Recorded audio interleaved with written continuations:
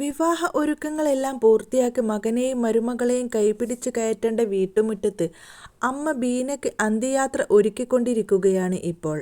വീട്ടിലൊരു കല്യാണം നടക്കാൻ പോകുമ്പോൾ വീട്ടുകാരുടെ മനസ്സ് മുഴുവൻ ആദിയായിരിക്കും. സന്തോഷത്തിനപ്പുറത്ത് എല്ലാ ഒരുക്കങ്ങളും സമയത്ത് പൂർത്തിയാക്കാനുള്ള ഓട്ടപ്പാച്ചിലായിരിക്കും. അങ്ങനെ ഒരു തിരക്കിലായിരുന്നു കണ്ണൂർ ഇളിക്കൽ കാലാങ്കിയിലെ കയ്യൂന്നുപാറ കുടുംബവും. 2 വർഷത്തോളമുള്ള കാത്തിരിപ്പിന് ശേഷമുള്ള മകന്റെ വിവാഹ നിശ്ചയവും വിവാഹവുമെല്ലാം ഒരുമിച്ചെത്തുന്ന സന്തോഷത്തിലായിരുന്നു തോമസും ബീനയും. പ്രിയപ്പെട്ടവരെ വിവാഹം ക്ഷണിക്കുവാനും അതുവഴി എറണാകുളത്തു നിന്നും വിവാഹ വസ്ത്രങ്ങൾ വാങ്ങുവാനുമുള്ള യാത്ര.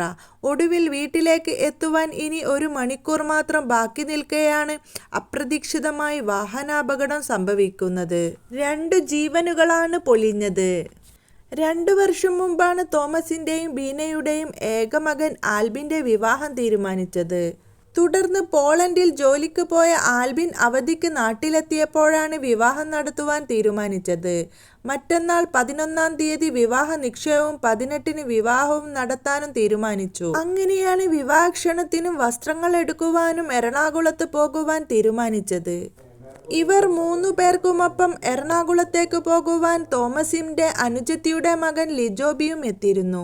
ബാംഗ്ലൂരിൽ താമസിക്കുന്ന ലിജോബി സ്വന്തം വണ്ടി എടുത്താണ് കഴിഞ്ഞ ദിവസം കല്യാണ ഒരുക്കങ്ങൾക്ക് ഇവരെ സഹായിക്കുവാനായി കലാങ്കരിയിലേക്ക് എത്തിയത്. തുടർന്നാണ് എല്ലാവരും ഒരുമിച്ച് എറണാകുളത്തേക്ക് പോയതും. എല്ലാം കഴിഞ്ഞ് നാട്ടിലേക്ക് മടങ്ങിയെത്തുവാൻ വെറും 25 കിലോമീറ്റർ മാത്രം ബാക്കി നിൽക്കുമ്പോഴാണ് ഇവർ സഞ്ചരിച്ച കാർ ഉളിയിൽ എന്ന സ്ഥലത്ത് വെച്ച് സ്വകാര്യ ബസ്സിനടിയിലേക്ക് പാഞ്ഞു കയറിയത്. അപകടത്തിൽ കാറിന്റെ 4 ഡോറുകളും ജാമായി തുറക്കാനാകാത്ത സ്ഥിതിയിലായിരുന്നു. ഓടിയെത്തിയ സമീപവാസികളും ബസ്സിലെ യാത്രക്കാരും ജീവനക്കാരും ചേർന്ന് ബസ്സിലെ തന്നെ ജാക്കി ലെവർ എടുത്ത് ഡോറുകൾ കുത്തിപ്പൊളിച്ച് ബീനയെയാണ് ആദ്യം പുറത്തെടുത്തത്. ഉടൻ തന്നെ ആംബുലൻസിൽ ആശുപത്രിയിലേക്ക് കയറ്റിവിട്ടു. പിന്നാലെ തോമസിനെയും ലിജോബിയെയും കിട്ടിയ കാറുകളിലും കയറ്റി. കാർ ഓടിച്ചിരുന്ന ആൽബിനെ ആ ഭാഗത്തെ ഡോർ കുത്തിപ്പൊളിച്ചെങ്കിലും പുറത്തെടുക്കാൻ ആദ്യഘട്ടത്തിൽ സാധിച്ചില്ല. സ്റ്റിയറിംഗിൽ കുടുങ്ങിയ നിലയിലായിരുന്നു. അഗ്നിരക്ഷാസേന ഉൾപ്പെടെ എത്തിയ ശേഷമാണ് ആൽബിനെ പുറത്തെടുത്തത്.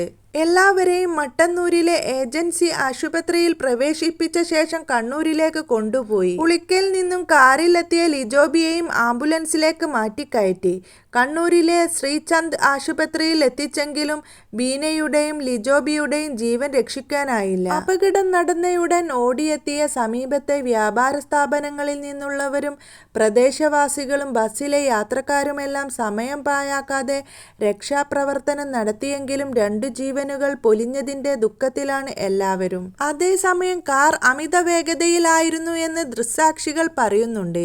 സമീപത്തെ സ്റ്റോപ്പിൽ നിർത്തി ആളെ കയറ്റിയ ശേഷം സാവകാശം മുന്നോട്ടെടുക്കുകയായിരുന്നു ബസ്.